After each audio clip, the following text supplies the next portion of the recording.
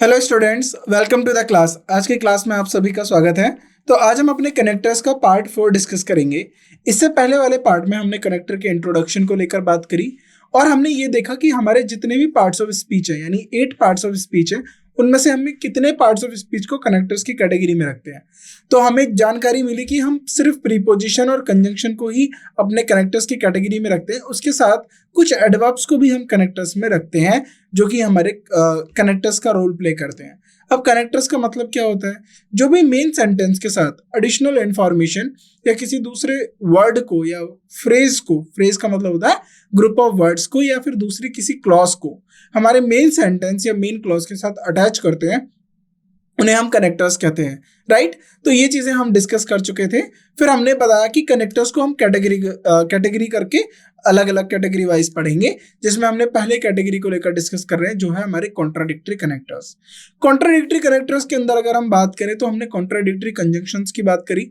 Contradictory conjunctions क्या होते हैं? ऐसे कंजंक्शंस जो अपने मेन क्लॉज से जो उसकी सबऑर्डिनेट क्लॉज आएगी या फिर जो दूसरी क्लॉज आएगी वो उससे विपरीत होती है, यानी विरोधाभास की जो बात करता है। और उन विरोधाभास सेंटेंसेस को या फिर मैं कहूं इन दो विरोधाभास स्टेटमेंट्स को जो कनेक्ट करता है उसे हम बोलते हैं कॉन्ट्राडिक्टरी कंजंक्शंस। तो राइट, आपको हमेशा याद रखना है कि कंजंक्शंस के साथ दो क्लॉजेस होंगी अटैच और दोनों में अपने सब्जेक्ट और वर्ब का यूज होगा। राइट, अब हमने कुछ टाइप्स पढ़े थे कॉन्ट्राडिक्टरी कंजंक्शन के अंदर, जैसे कि ऑल्दो हो गया, दो हो गया, हाउएवर हो गया, नेवरदीलेस हो गया, येट हो गया, बट हो गया। सो ऐसे हम काफी ज्यादा जो कनेक्टर्स हैं हमारे कॉन्ट्राडिक्टरी कनेक्टर्स हैं उनके टाइप्स को हमने डिस्कस कर रहे थे। अब उसके बाद वन बाय वन अब हम उनको और ज्यादा डीप डाउन पढ़ेंगे। तो हमने दो को लेकर पढ़ लिया। अब हम जो इस चैप्टर में या फिर हम बात करें इस वाले लेक्चर में हम क्या पढ़ेंगे? ऑल्दो को लेकर चर्चा करेंगे, इवन दो को लेकर चर्चा करेंगे, इवन इफ, इवन देन। देखिए, हालांकि ये सब कॉन्ट्राडिक्टरी जो है कनेक्टर्स हैं, ये सब जो कनेक्ट करेंगे वो कॉन्ट्राडिक्टरी स्टेटमेंट्स को ही कनेक्ट करेंगे, लेकिन हर एक का अपना एक यूज होता है कि कहाँ पर आपको ऑल्दो यूज करना है, कहाँ पर आपको इवन दो यूज करना है, इवन इफ कब यूज करना है और इवन देन कब यूज करना है, ये भी आपको पता होना चाहिए। और इनके हिंदी में क्या मीनिंग होते हैं आपको इस बारे में भी जानकारी होनी चाहिए, क्योंकि जब आप इंग्लिश हिंदी दोनों पढ़ते हैं किताबें तो कनेक्टर्स का रोल वहां पर भी आता है। राइट, व्याकरण के अंदर भी हमारे कनेक्टर्स होते हैं, जैसे हमारे इंग्लिश ग्रामर के अंदर है। एग्जाम्पल के तौर पे देखिए, हालांकि, चाहे, यद्यपि, भले ही, फिर भी। तो ये जो आपने वर्ड्स आप अपने डे टू डे लाइफ में बोलते हो, चाहे कुछ भी हो जाए हमें ये काम करना है, तो कुछ भी हो जाए और उसके बाद हमें ये काम करना है, दोनों को आपने किससे जोड़ दिया? चाहे या भले ही। राइट, तो ये जो हमारे वर्ड्स हैं, हाँ, तो इनसे क्या कर रहा है कि आप कॉन्ट्राडिक्टरी स्टेटमेंट कह रहे हो। कितनी भी एडवर्सिटीज हो, एडवर्सिटीज का मतलब है कि चीजें आपके अपोजिट में क्यों ना हो, अपोज में क्यों ना हो, आपको ऑब्स्टेकल्स क्यों नहीं बन रही हो आपके लिए चीजें, लेकिन आपको वो टास्क अचीव करना है। राइट, सो इस तरीके से दो अलग स्टेटमेंट्स को, दो अपोजिट कॉन्ट्राडिक्टरी स्टेटमेंट्स को कनेक्ट जो करते हैं उन्हें हम कॉन्ट्राडिक्टरी कनेक्टर्स करते हैं। तो शुरुआत करते हैं हम ऑल्दो के साथ। तो ऑल्दो का मतलब क्या होता है? तो मैं यहाँ पर इनका हिंदी का जो है हिंदी का अर्थ भी लिख देता हूँ। हिंदी में इनको हम क्या करते हैं, क्या बोला करते हैं? तो हिंदी में ऑल्दो का हम हालांकि। राइट, हालांकि। तो आपने हिंदी में वर्ड सुना होगा हालांकि, तो ये हम ऑल्दो को बोला करते हैं। राइट, अब ऑल्दो का मतलब क्या है? ऑल्दो हम बेसिकली एक कंजंक्शन ही है और वो सबऑर्डिनेट क्लॉज के साथ आता है। देखिए, जब भी कोई कंजंक्शन, एक होती है आपकी मेन क्लॉज। मेन क्लॉज हमारी इंडिपेंडेंट क्लॉज होती है, इसके साथ कोई दूसरा आपको कंजंक्शन देखने के लिए नहीं मिलेगा। अगर कोई आप दूसरी क्लॉज लिखते हो वो होती है हमारी सबऑर्डिनेट क्लॉज।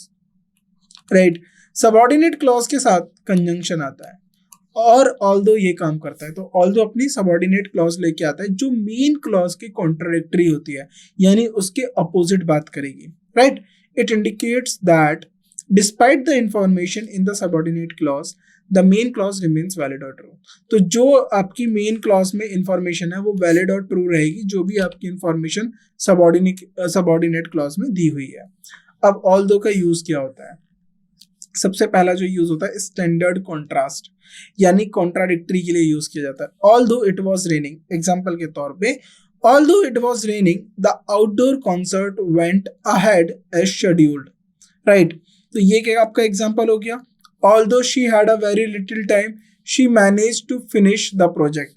तो यहाँ पर हमने दो एग्जाम्पल्स को लेकर बात करते हैं। अब जरा ध्यान से देखिए, इन दोनों एग्जाम्पल्स को देखिए। पहला एग्जाम्पल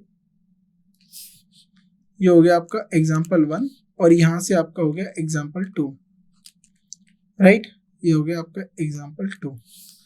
अब जरा यहाँ से ध्यान से देखिए, ऑल्दो इट वॉज रेनिंग, ये आपकी क्या है, सबऑर्डिनेट क्लॉज, क्योंकि इसके साथ ऑल्दो लगा हुआ है। Although she had very little time, ये सबऑर्डिनेट क्लॉज, राइट।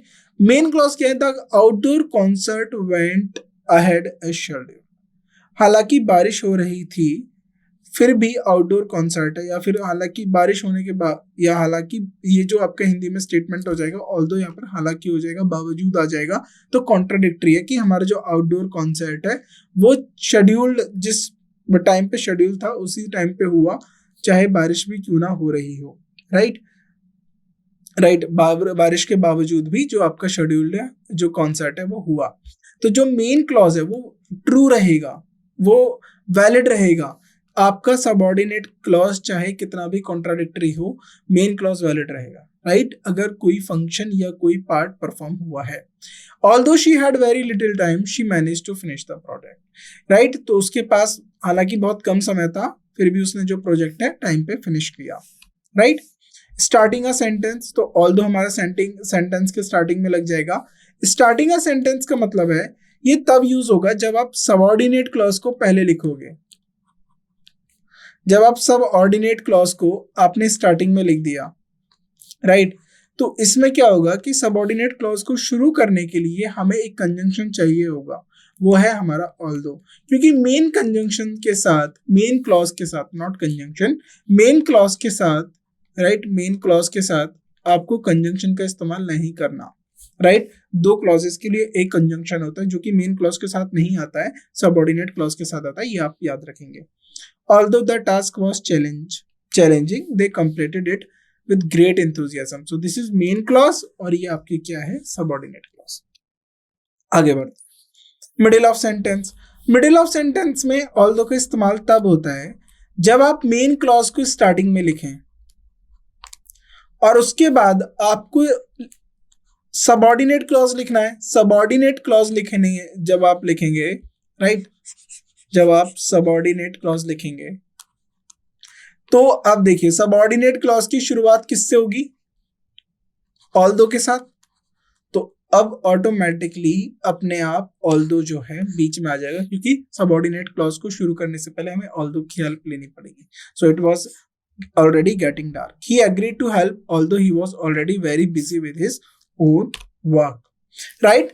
स्ट्रक्चर क्या रहेगा, subordinate clause introduced by although, तो जो ऑल्दो जो हमारा है वो हमारे सबऑर्डिनेट क्लॉज को स्टार्ट करेगा, यानी जो सबऑर्डिनेट क्लॉज है वो ऑल्दो के साथ शुरू होगी। Begin with although contains a subject and a verb. देखिए याद रखिए, ऑल्दो, इसके सिवा जो भी हमारे even if, even then, right, और दो हो गया, बट हो गया, येट हो गया, तो जो भी हमारे कंजंक्शन है, कंजंक्शन क्या काम करते हैं, ये क्लॉज को कनेक्ट करते हैं दूसरी क्लॉज के साथ।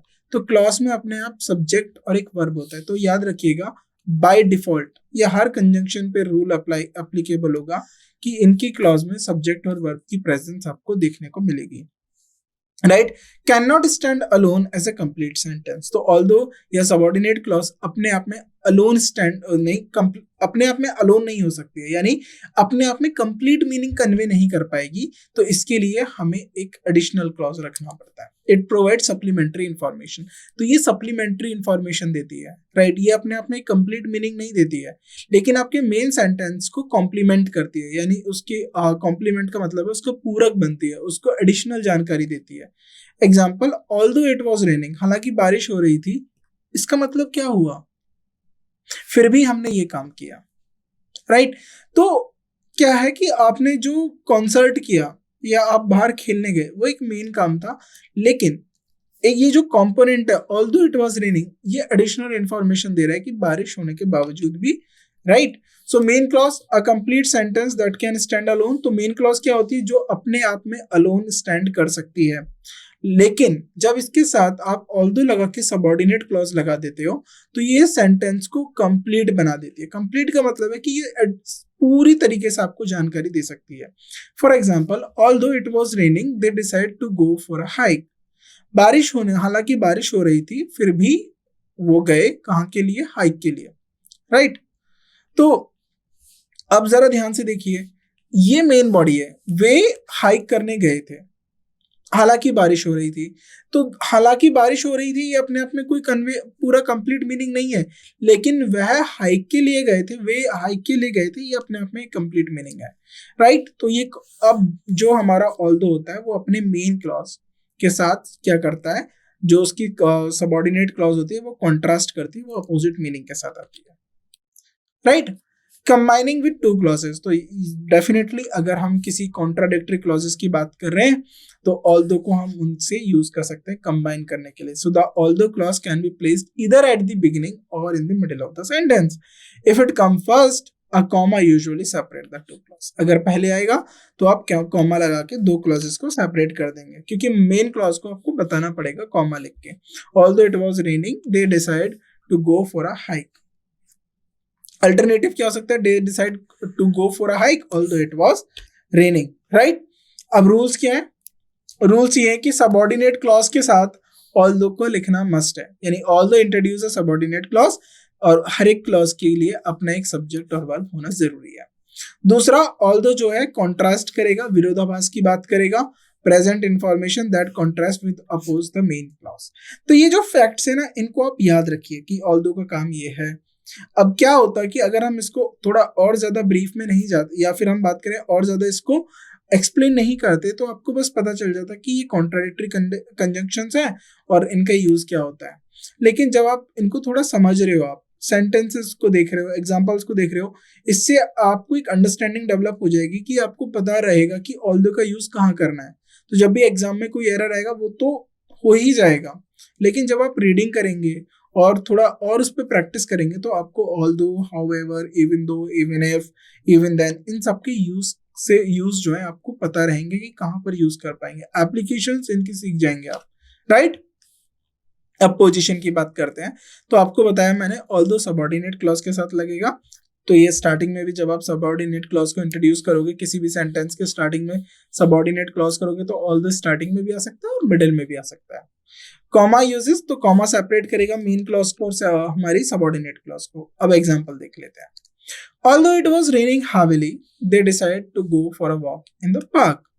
Right? So ये हमारी क्या होगी? Subordinate clause, right? और ये होगी हमारी main clause. They stayed up late studying for the exam, right? Although she was feeling exhausted, right? She studied, not they. She stayed up late studying for the exam, right? Although she was feeling exhausted. हालांकि बहुत ज्यादा थकने के बावजूद भी वो late तक पढ़ी अपने एग्जाम के लिए।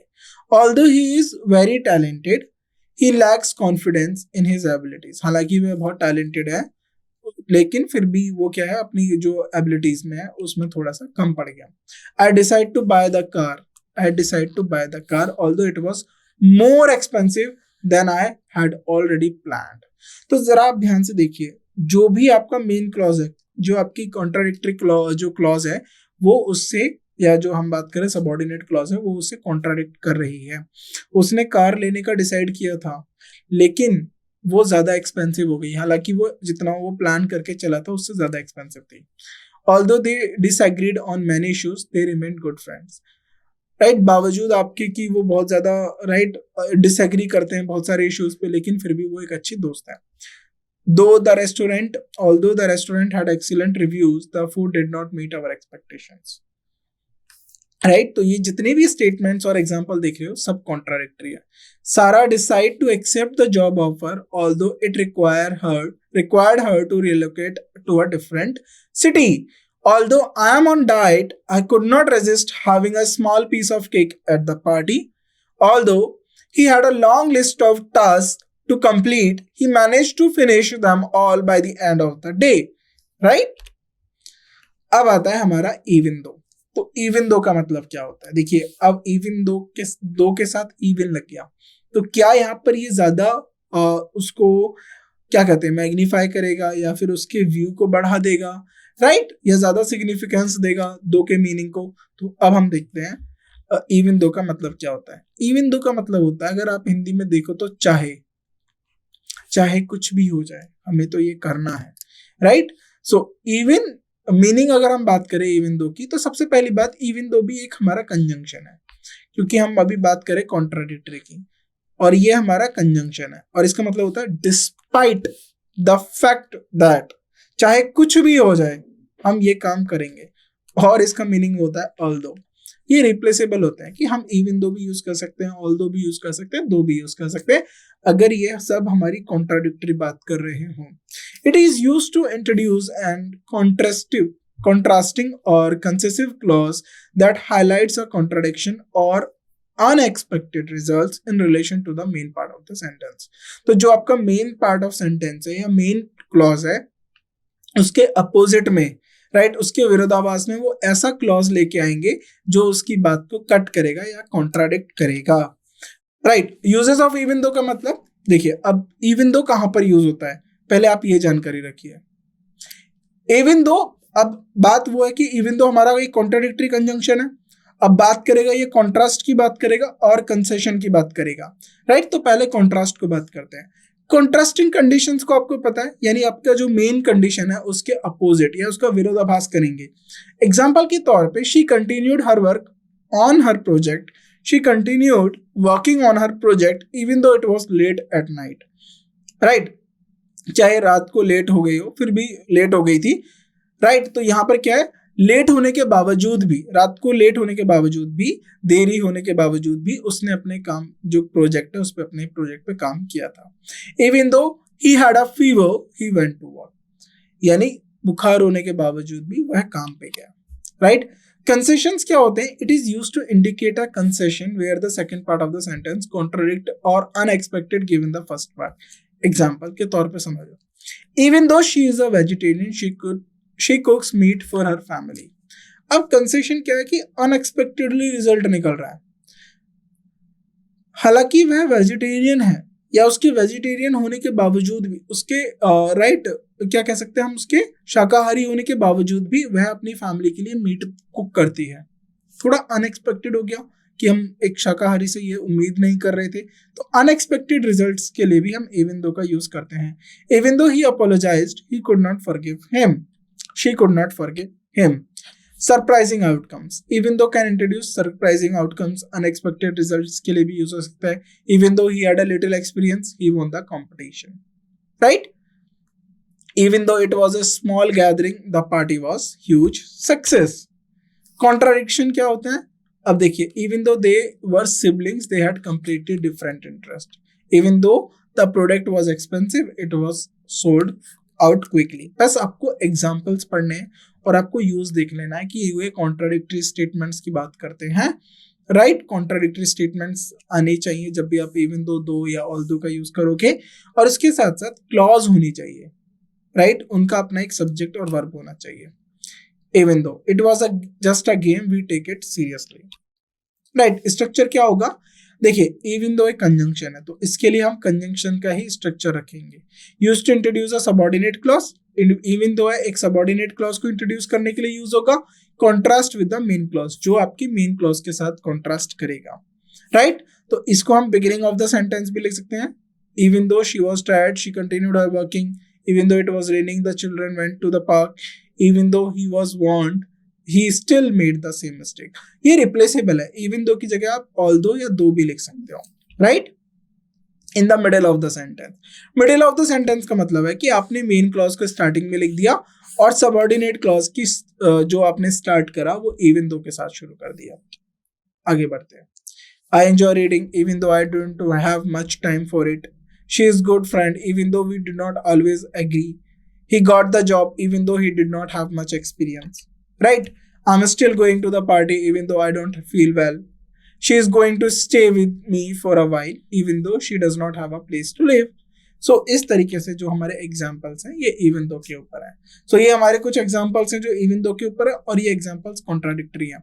Even though it was cold outside she went for a jog, even though he had a little experience he decided to apply for the job, even though the task was challenging she completed it with great efficiency।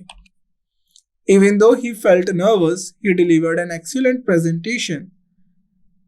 Right? She went for a jog even though it was a cold outside.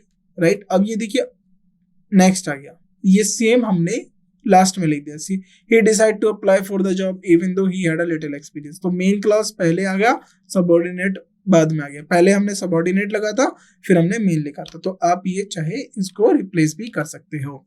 Now next हम आगे बढ़ते हैं even if. Even if का क्या meaning होता है? देखिए, जो इवन इफ होता है इसको हम हिंदी में लिख बोलते हैं भले ही. भले ही. Right? So even if is used to introduce a clause that present a condition or hypothetical. अब देखिए, पहले जो हम बात कर रहे थे वो hypothetical नहीं थी. यहाँ पर hypothetical भी हो सकती है, contrary भी हो सकती है, condition भी हो सकती है, और contrary to the actual situation, जो हमारी actual situation के contrary हो, उसके opposite हो, उसके विरोध में हो. And is followed by a main clause that states an outcome or action that remains true और will happen regardless the condition. यानी जो आपकी मेन स्टेटमेंट है, जो मेन क्लॉज है, वो ट्रू रहेगी, लेकिन जब आप इवन इफ के साथ आएंगे वो हिपोथेटिकल भी हो सकती है. राइट? वो कॉन्ट्ररी हो सकती है मेन क्लॉज के, और कंडीशन बेस्ड हो सकती है. राइट? आगे बढ़ते हैं. अब एग्जांपल देखते हैं. Even if it rains we will go hiking. अब देखिए, बारिश हुई नहीं है, पोटेंशियल है, बारिश होने की संभावना है, भले ही बारिश क्यों ना आ जाए, हम हाइकिंग के लिए जाएंगे. अब बारिश हुई नहीं है, हम अज्यूम करके चल रहे हैं. अब ये हिपोथेटिकल है. हिपोथेटिकल इसलिए क्योंकि अभी बारिश है नहीं, या अब अभी बारिश है नहीं, लेकिन हम मान के चल रहे हैं कि चाहे बारिश क्यों ना आ जाए, भले ही बारिश भी हो जाए, हम फिर भी हाइकिंग के लिए जाएंगे. राइट? सो इवन इफ का मतलब है कि इफ आ गया तो ये कंडीशनल सेंटेंसेस बन गए. Right? So the phrase even if it rains present hypothetical और पोटेंशियल कंडीशन रेन. यानी बारिश होने की संभावना को लेकर बता रहा है, बारिश हुई नहीं है, फिर भी कॉन्ट्राडिक्ट है. यानी बाहर जाना, हाइकिंग करना तब होता है जब बारिश नहीं होती है, लेकिन वो बोल रहे हैं अगर बारिश आ जाएगी तो भी हम जाएंगे. Right? By the contrary express. किसको कॉन्ट्राडिक्टरी कर रहा है? We will go hiking. Right? Use क्या होता है इवन इफ का? अभी हमने पढ़ा कि ये हिपोथेटिकल और कंडीशनल स्टेटमेंट्स या सिचुएशंस को इंट्रोड्यूस करेगा जो कि कॉन्ट्राडिक्ट करेंगे किसको? अपनी मेन क्लॉज को. राइट? सो पहला यूज क्या हो गया? Introducing hypothetical scenarios. Even if जो होता है हमारा हिपोथेटिकल. हिपोथेटिकल का मतलब होता है कि जो अभी प्रेडिक्टेबल है, जो अभी नहीं है, likely unlikely conditions. For example, even if it snows I will go to the market. चाहे बर्फ भी क्यों ना पड़ जाए, लेकिन मैं मार्केट के लिए जाऊंगा. Emphasising unchanged outcomes. राइट? और ये एम्फसाइज करता है अनचेंज्ड आउटकम्स, यानी ऐसे आउटकम्स, ऐसे रिजल्ट जो चेंज नहीं किए जा सकते. The main clause following even if states an outcome or decision that remains unaffected by the hypothetical scenario. For example, even if you offer me $1 million, I will not sell my house. तो यानी अब ये क्या unchanged outcome है, यानी चाहे तुम मुझे, भले ही तुम मुझे $1 मिलियन दे दो, फिर भी मैं अपना घर नहीं बेचूंगा. तो यानी ये एम्फसाइज कर रहा है अपना घर नहीं बेचने के ऊपर, चाहे वो दे ना दे. ये तो एक हिपोथेटिकल कंडीशन है, लेकिन एम्फसाइज किस पे हो रहा है कि वह अपना घर नहीं बेचेगा. तो यहाँ पर इवन इफ की जगह आप दो नहीं यूज कर सकते, दो यू ऑफर मी, ये गलत हो जाएगा क्योंकि हिपोथेटिकल है. हिपोथेटिकल के लिए आपको इफ चाहिए होता है, कंडीशंस के लिए आपको इफ चाहिए होता है, इसीलिए हमने इवन इफ यूज करा है. Structural placement, it typically leads a subordinate clause. ये हमारी सबऑर्डिनेट क्लॉज को लीड करेगा. राइट? क्यों सबऑर्डिनेट क्लॉज को? क्योंकि सबऑर्डिनेट क्लॉज हमारी क्या होती है? कंडीशनल क्लॉज होती है, और कंडीशनल क्लॉज यहाँ पर हिपोथेटिकल क्लॉज है. मेन क्लॉज हमारी अनट्रू है, मतलब मेन क्लॉज जो है हमारी ट्रू है, वो चेंज नहीं होगी. Even if I am tired, भले ही मैं थक क्यों ना जाऊं, I always read before bed. Right? So मैं बेड सोने से पहले हमेशा पढ़ता हूँ. Right? Contrast with the reality, और ये रियलिटी से भी कॉन्ट्रास्ट करेगा, यानी उसके विरोधाभास. इवन इफ एवरीवन डिसएग्रीज, भले ही सब लोग मुझसे डिसएग्री करें या मेरी बात से ना संतुष्ट हो, I will stand by my decision. Stand by my decision का मतलब है कि मैं अपने डिसीजन पे, जो मैंने फैसला लिया है, मैं उस पर खड़ा रहूंगा. Right? So difference even though और इवन इफ का डिफरेंस क्या होता है? देखिए, डिफरेंस ये है, हमें समझना है, क्योंकि कहीं इवन दो की जगह हम दो ऑल्दो भी यूज कर सकते हैं, लेकिन इवन इफ की जगह नहीं हो सकते। इवन इफ जो होता है वो हिपोथेटिकल और फ्यूचर पॉसिबिलिटीज को लेकर बात करता है। चाहे बारिश क्यों ना आ जाए, भले ही बारिश क्यों ना आ जाए, भले ही तुम मुझे कितना भी पैसा दे दो। और इवन दो होता है वो जो यूज्ड फॉर रियल और एग्जिस्टिंग सिचुएशन, जो रियल और एग्जिस्टिंग सिचुएशन है या हो चुकी उनके लिए। For instance, even though I am tired, right, बावजूद थके होने के, या मैं थके होने के बावजूद I will finish this work, मैं इस काम को खत्म करूंगा। तो ये क्या है कि ये एक्चुअल बात है कि यहाँ पर जो हमारा स्पीकर है वो थक चुका है, वो थका हुआ है या थका हुआ था। The speaker is actually tired versus even if I get tired, भले ही मैं थक क्यों ना जाऊं। यानी अभी ये देखो, थके होने के बावजूद भी मैं इस काम को खत्म करूंगा, भले ही मैं थक क्यों ना जाऊं। अब दोनों में फर्क है। फर्क ये है कि एक सिचुएशन हो गई है, वो ऑलरेडी टायर्ड है, दूसरे में वो बात कर रहा है कि वो टायर्ड अभी नहीं है, लेकिन अगर फ्यूचर पॉसिबिलिटी में आगे वो कभी टायर्ड हो भी जाता है, थक भी जाता है, लेकिन फिर भी वह उस काम को करेगा। तो दोनों में ये अंतर है, एक हमारी एट मोमेंट या रियल सिनेरियो की बात करता है और एक आगे की बात करता है। The general structure can be, अब इसका जनरल स्ट्रक्चर क्या हो सकता है, इवन इफ के साथ सबऑर्डिनेट क्लॉज, देन हमारा main clause. Even if it rains we will go to the park, subordinate clause क्या होगी, even it rains, right. Main clause क्या होगी, we will go to the park, right. So we will go to the park even if it rains. तो हम इसको देखिए, in sentence even if clause comes after the main clause, the comma is usually not needed. तो हमें comma की जरूरत नहीं होती है क्योंकि हमने ऑलरेडी इवन इफ लिख दिया, राइट। आगे बढ़ते हैं। रूल्स क्या है, पहला रूल, हिपोथेटिकल कंडीशन के लिए इवन इफ यूज होगा, सबऑर्डिनेट क्लॉज के साथ होगा, और कॉमा का यूज मैंने बता दिया। अगर हम सबऑर्डिनेट क्लॉज को रखेंगे तो कॉमा लगा सकते हैं। फ्लेक्सिबल पोजीशन हो सकती है, हम इसको स्टार्टिंग में भी लिख सकते हैं, राइट, स्टार्टिंग में भी लिख सकते हैं और मिडिल ऑफ द सेंटेंस में भी लिख सकते हैं। Different form of even though, different है ये इवन दो से, किस तरीके से डिफरेंट है मैंने आपको बता दिया, हिपोथेटिकल और फ्यूचर आउटकम्स के लिए होता है, वहीं इवन दो हमारा रियल के लिए होता है। स्ट्रॉन्गर देन इफ, अब देखिए इफ भी जो होता है ना, ये कंडीशनल सेंटेंसेस के लिए यूज होता है, लेकिन इवन दो का मतलब होता है ये ज्यादा एम्फसाइज करता है उस एक्शन को जो करने वाले हो। यानी इवन इफ आप यूज करोगे तो इफ को लेके डाउट हो सकता है कि ये पॉसिबिलिटी होगी या नहीं होगी, लेकिन इवन इफ का मतलब है कि आप ज्यादा एम्फसाइज करना चाहते हो कि कंडीशंस कितने भी एडवर्स क्यों ना हो जाएं, आप यह काम करोगे, राइट। अनचेंज आउटकम्स को लेकर मैंने बात करी, इसको लेकर हम यूज करते हैं। अब एग्जांपल देख लेते हैं। Hypothetical condition, even if it snows tomorrow we will still go on our hike. Subordinate clause with main clause, even if you study all night, भले ही तुम पूरी रात पढ़ लो, you will might still find the exam challenging, फिर भी तुम्हें जो एग्जाम है वो चैलेंजिंग लगेगा। Even if I arrive early I will wait for you outside, जब भले ही मैं जल्दी क्यों ना आ जाऊं, मैं आपका इंतजार करूंगा बाहर। Flexible position, I will join the team for dinner, देखिए अब बाद में हमने रख दिया ना सबऑर्डिनेट क्लॉज को, even if I have to work late. Different कैसे हो गया, even if I tired I will attend the meeting, right. Even though I tired, भले ही अब ये एक्चुअल है, ये बोल रहा है कि मैं थक क्यों ना जाऊं, फिर भी मैं मीटिंग को अटेंड करूंगा, थके होने के बावजूद भी मैं मीटिंग को अटेंड करूंगा। स्ट्रॉन्गर देन इफ, तो even if the odds are low I will still apply for the scholarship, right. तो उसको पॉसिबिलिटी चाहे बहुत कम क्यों ना हो स्कॉलरशिप मिलने की, फिर भी वह अप्लाई करेगा स्कॉलरशिप के लिए। और अनचेंज आउटकम्स के लिए भी, even if they were offer me a higher salary I would not leave my current job, भले ही वे मुझे बहुत ज्यादा पैसा दे दे, लेकिन मैं अपनी करंट जो जॉब है, जिस काम को मैं अभी कर रहा हूँ, वह नहीं छोड़ूंगा, राइट। नाउ अब इवन देन का मतलब होता है फिर भी, राइट। सो कोशिश ये करा करो कि इनका हिंदी में ट्रांसलेशन मत पढ़ा करो, आप इंग्लिश को इंग्लिश में ही समझो। इतना बेसिक अंडरस्टैंडिंग अब हमारा हो चुका है डेवलप कि अब हम इन चीजों को समझ सके। तो कोशिश करा करो जो टेक्स्ट आपको दिया है उसी को समझो। अब आप ये बताइए, जब आपने हिंदी शुरू करी थी तो आपके पेरेंट्स आपको दिखाते थे कैसे, आप सुनते थे, देखते थे, तभी आप लैंग्वेज को सीख पाए। क्योंकि आपको कोई जब आप स्कूल गए होंगे उससे पहले भी तो आप बोलते थे और उस वक्त आपकी मदर टंग अगर हिंदी रही है या जो भी आपकी मदर टंग रही है तो आप अपनी मदर टंग मातृभाषा में बात कर रहे थे जब आप छोटे थे, राइट। 6-7 साल के तभी आपने स्कूल में गए, अल्फाबेट सीखा आपने, राइट, व्याकरण सीखी, हिंदी में इंग्लिश में वर्णमाला सीखी, तो उससे पहले भी आप बोलते थे, right.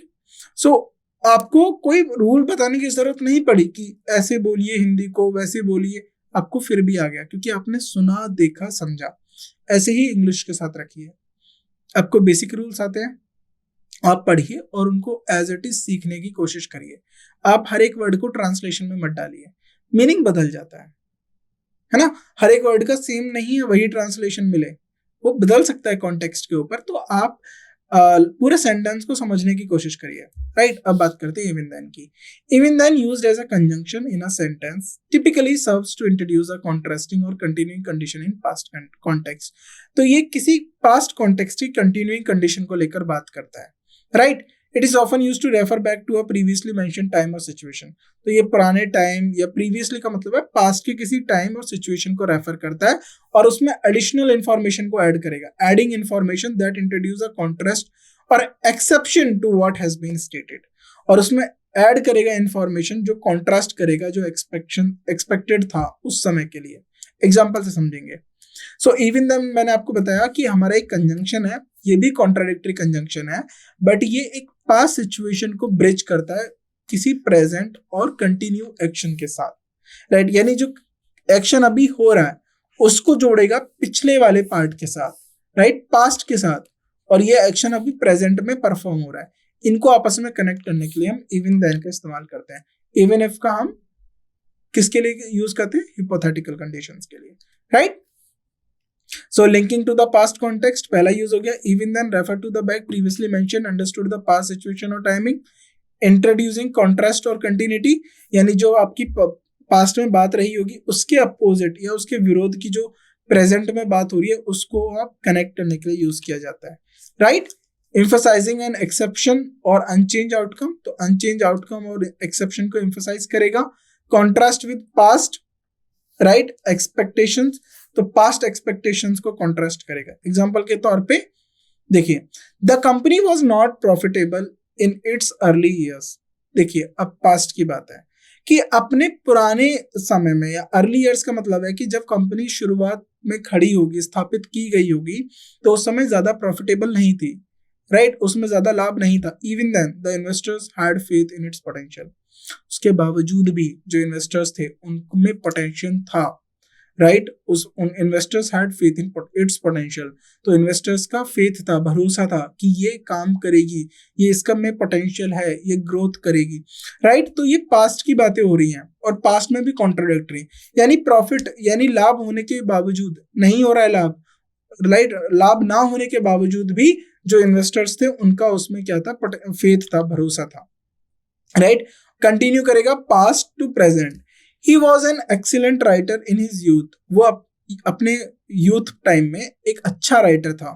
Even then, he showed a talent for storing that persists today. फिर यानी एक्सीलेंट राइटर जो यूथ एज में था उसके बावजूद भी वो अब भी शो करता है स्टोरी टेलिंग में अपना जो टैलेंट है, राइट। आगे स्ट्रक्चर क्या है कि ये initial statement setting up past context, तो ये पास्ट कॉन्टेक्स्ट के यूज होगा। सो जब भी आप एस्टैब्लिश करोगे पास्ट कंडीशंस को लेकर तो आप इवन देन की बात करोगे, और जो पास्ट की बात होगी यानी सबऑर्डिनेट क्लॉज जो होगा उसको आप इवन देन के साथ ब्रिज करोगे। Following the initial statement even then is used to bridge to the next part of sentence, right. Examples के साथ देखते हैं, और कंटिन्यूइंग स्टेटमेंट में भी हम इवन देन का भी इस्तेमाल कर सकते हैं, राइट। नाउ पास्ट कॉन्टेक्स्ट हो गया, ये हमारा स्ट्रक्चर है, इवन देन और कॉन्ट्रास्टिंग और continuing statement. The company was struggling financially in its early years, तो ये पास्ट दिख गया। Even then its innovative spirit attracted dedicated employees. Company जो है फाइनेंशियली यानी उसको आर्थिक तंगी हो रही थी या आर्थिक उसकी स्थिति में, राइट, वो स्ट्रगल कर रही थी, यानी उसकी आर्थिक स्थिति इतनी अच्छी नहीं थी, फिर भी उसके बावजूद भी उसने जो अच्छे एम्प्लॉयज थे उसको जोड़े रखा, उनकी स्पिरिट्स को, राइट। तो रूल्स क्या है इनके? Links to past context, introduce continuation और कॉन्ट्रास्ट, राइट, सेंटेंस प्लेसमेंट, तो ये आपको बता सकते हैं स्टार्टिंग में और मिडिल ऑफ द सेंटेंस। तो बट लेकिन ये हम स्टार्टिंग की ज्यादा हम इसको मिडिल में यूज करते हैं। क्यों? क्योंकि हम स्टार्टिंग में जो है पास्ट सिचुएशन को बताएंगे, देन उसको ब्रिज करेंगे, राइट। नाउ एग्जाम्पल से सीखते हैं linking to a past context. तो पास्ट कॉन्टेक्स्ट को कैसे लिंक करता है? The software was still full of bugs in its early release. अपने शुरुआती रिलीज में जो सॉफ्टवेयर था उसमें बहुत सारे बग्स थे यानी प्रॉब्लम्स थे। Even then it showed great potential, उसके बावजूद भी उसने काफी ज्यादा पोटेंशियल दिखाया। In his early career he was largely unknown, not known, unknown. Even then his talent was undeniable, उसके बावजूद भी उसका जो टैलेंट था वो अनडिनाइबल था, उसको कोई मना नहीं कर सकता था, इनकार नहीं कर सकता था। The market was highly volatile at that time, even then some investors saw it as an opportunity, right? तो जो volatile का मतलब है बहुत ज्यादा चेंज कर रहा था उस समय मार्केट, उसके बावजूद भी कुछ इन्वेस्टर्स ने उसमें काफी फेथ दिखाया, भरोसा दिखाया, राइट। ड्यूरिंग द 1800s का मतलब है उस टाइम पीरियड में long distance communication was challenging, even then people manage to maintain relationship across the continents. तो यहाँ देख रहे हैं ये पूरे के पूरे स्टेटमेंट्स को जोड़ रहा है, राइट। ये पूरी अपनी बात कह दिया, उसके बावजूद भी यानी अब तो देखिए मोबाइल हो गया, इंटरनेट हो गया, तब मोबाइल और इंटरनेट नहीं थे, फिर भी लोग अपने लॉन्ग डिस्टेंस कम्युनिकेशन है उसको मेंटेन करके रखते थे, राइट। अब प्लेसमेंट देख लीजिए इसका, मिडिल ऑफ सेंटेंस में use over resources were extremely limited during that period, even then they decided remarkable scientific breakthroughs.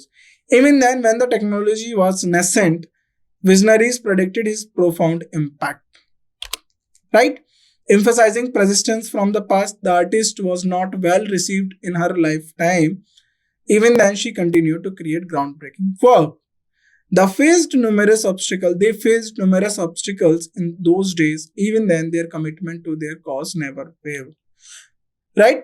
अब इन इवन ऑफ और इवन दो में क्या अंतर है? The equipment was outdated and efficient, even then the team manage to produce excellent result. जो आपके equipment थे वो आउटडेटेड थे, इनएफिशिएंट थे, उसके बावजूद भी टीम ने मैनेज किया एक्सीलेंट रिजल्ट्स को लाने में। It was an era of limited scientific understanding, even then some theories of that time had held up to the modern scrutiny, right. So even if का मतलब यही है, इवन इफ आपका further possible outcomes को लेकर बात करता है और इवन देन आपकी पास्ट की सिचुएशंस को कनेक्ट करता है जो कि कॉन्ट्राडिक्टरी होती हैं।